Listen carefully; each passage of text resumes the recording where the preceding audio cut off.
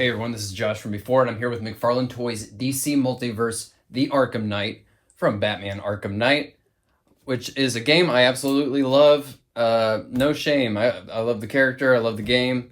I mean, I think the biggest mistake they made for that game was not bringing Paul Dini back. But all things considered, I still think it's great. I mean, if you told me any of the Arkham games were your favorite, I would have a hard time disagreeing with you. They're all very good for different reasons. And we've been playing through the Arkham trilogy on weekly game streams, so check those out. Turn on the notifications so you can get the alert when those start streaming.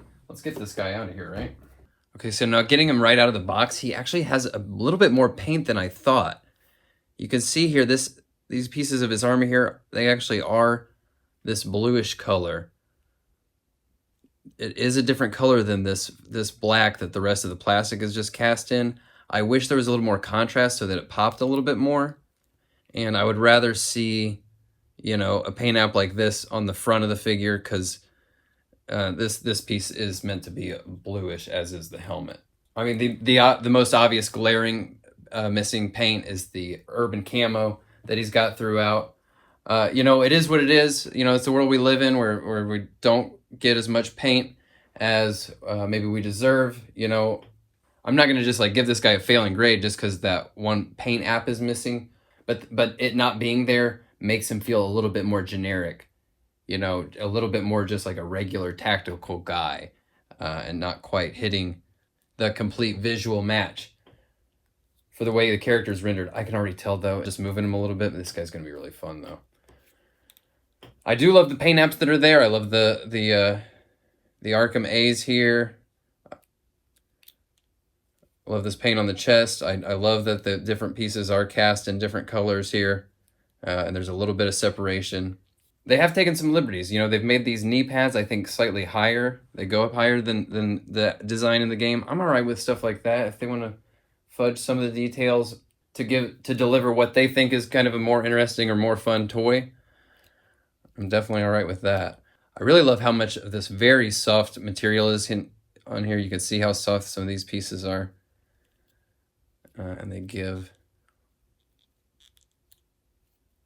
here on the neck, when you move that head around, oh man, tons of range in that head. Wow, the head, I wasn't sure at first, but it really has some attitude, I think. That's freaking cool. The arms are going to get up about here. This is really ingenious, the way the shoulder pads go underneath that chest, but above the rest of the shoulder there. Love to see little ingenious design details. And then this soft piece hanging over here, it has a little bend so you can bring those arms in tighter. You could almost cross his arms. It's pretty great. Lots of room for those butterfly shoulders. These butterfly sockets here are just one of my favorite pieces of articulation on these McFarlane figures. I think they allow for a lot of expressive attitude. Bicep cuts underneath that shoulder pad. Double elbow that looks fairly good there. I think they've made his chunky gauntlets cover that. But, you know, not having any paint on some of these things, it does make the details, some of them just feel a little bit soft. You know, if there was a layer of paint on there, they would just be a little extra crispy. And I think just look a little bit stronger, you know. Just great details all over here. Fantastic sculpt. Now, the waist is a bit tight, but once you get it moving here,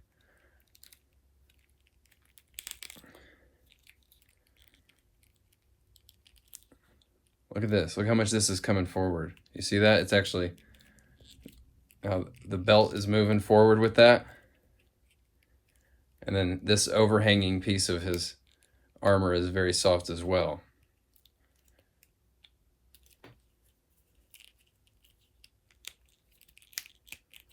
The leg lifts are a bit encumbered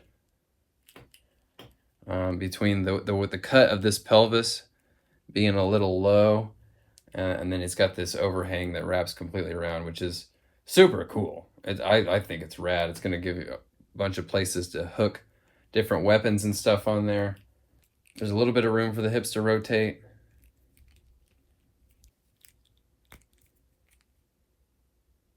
The leg armor gets in the way of a real tight double knee. The ankles are great though, and there's detail on the bottom of the feet, which I love to see. This guy's pretty fun. I mean, I do have just a personal attachment to the character. I really enjoy the game, and I think Rocksteady was wrong to lie about the identity of the Arkham Knight. And that left kind of a bad taste in people's mouth. But in general, I think the way the character was depicted in the game, pretty rad. Now, he doesn't come with guns because, sure, yeah, of course he doesn't. But he's got 2 grenades, which, I mean, these are pretty fun little accessories here. They look good. I think one of them's missing paint. This one's supposed to be painted. All right. And he's got a grapnel launcher, which is always a welcome addition. It feels very similar to the one that Rebirth had, but it is different sculpt. Pretty cool. They fit in his hand really easily, and they look really awesome. And then being able to like hook these on here, I mean, that's just fun, right? In fact, let's go the full. Give me a second. Red Hood's guns definitely work perfectly, but I love being able to hook their grenades on there. Tuck this in. I tucked it in by pushing it from the handle first, and this stuff's very stretchy, but be careful. You don't want to push it too hard. Tuck a crowbar back there. Tuck a sword back there. I don't know. Go nuts. You know, that's what this stuff's for. Have fun with it. Play with it. The attitude is definitely there. This guy's just cool in hand. This is the kind of toy that, like, if I was a kid and I maybe never even played this game, had no idea who this character was, if I saw this toy on the shelf, I'd be like, that is my new main dude. This is my guy now. Just a cool ass fig. It definitely pulls off the John Woo vibes. I mean, I'm supposed to be doing a review of this thing, but I just have been playing with it. It's fun. It's just plain fun. Let's look at him next to some Batman, Arkham Asylum and Arkham Knight over on the left, and then 3 Jokers and Rebirth on the right. You know, some of the video game inspired characters, they recreate the look of the game so well that they almost don't fit next to some of the comic book figures. They almost look like they came from different toy lines. I like how this design here, it toes that line. You could put this guy next to some comic figures and he would fit in. You could put him next to the video game characters, he would fit in there.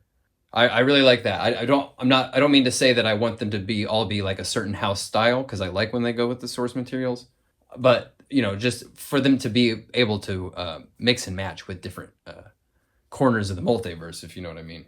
Put him next to some other Arkham villains. This Deathstroke's such a great looking figure. It's just a shame that he's not quite, you know, ninja articulated. That kept him from being an A+. But if you can see this guy, what I mean about how sometimes the video game characters come out looking, like the textures on this guy, the way they're rendered, they almost feel a little mechanical. Feels like they leaned more on using pre-existing in-game assets maybe than like a fresh new sculpt. I don't know. I don't even really mean that in a judgmental way. I just mean from like my personal preference. I like when they have a little bit more fun, take a little bit more liberties, put some of their own unique personality into the sculpts.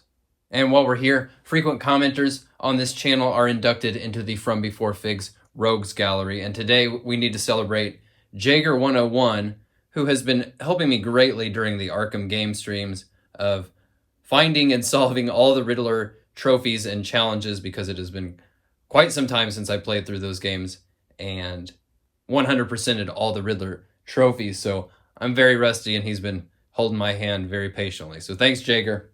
Of course, I have to show him to you next to my custom 7-inch Tech Shield Batman, Sky Escape Joker, and Bob the Goon. If you'd like to see a closer look at those figures, check out the video on how I made those. And if you want to see a sneak peek at the next custom video, whoop.